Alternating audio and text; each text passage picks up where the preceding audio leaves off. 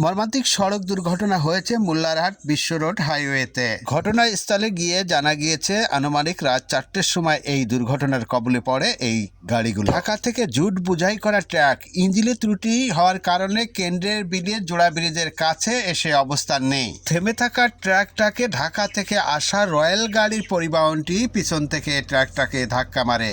এতে রয়্যাল গাড়ির সামনে দুমড়ে মুচড়ে যায়, আবার রয়্যাল গাড়ির পিছন থেকে এসে ধাক্কা মারে গ্রিন লাইনের সামনের অংশ ভেঙে দুমড়ে মুচড়ে যায়। এ ঘটনায় বেশ কিছু মানুষ আহত হয়, তবে কোনো নিহতর খবর পাওয়া যায়নি। মোল্লারহাট হাইওয়ে পুলিশ এসে সড়কের যানবাহন চলাচলে তারা সহযোগিতা করেন। মোল্লারহাট হাইওয়ে পুলিশের জিম্মায় এই গাড়িগুলো রাখা হয়। তবে সিনেমার শুটিংয়ের মতো একের পর এক গাড়িগুলো এসে পিছনে ধাক্কা লাগতে থাকে। প্রথমে থেমে থাকা ট্রাকের পিছনে এসে রয়্যাল গাড়ি ধাক্কা মারে এবং রয়্যাল গাড়ির পিছনে এসে গ্রিন লাইনের গাড়ি ধাক্কা মারে। এতে 3টি গাড়ি ঘটনাস্থলে দুর্ঘটনার কবলে পড়ে। দর্শক, আমি বিদায় নিচ্ছি, দেখতে থাকুন।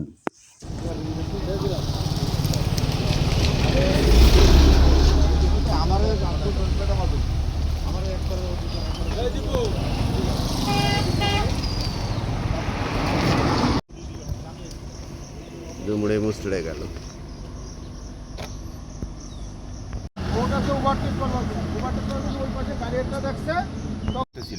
ঠিক আছে, ওই যে আপনার কি হয়েছে বিষয়টা দেখতেছিল।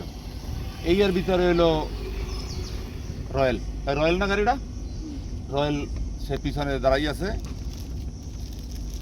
সোলো করে আসতে আসতে ইয়ার ভিতরে পিছনে গ্রিন লাইনে গিয়া মেরে দিছে।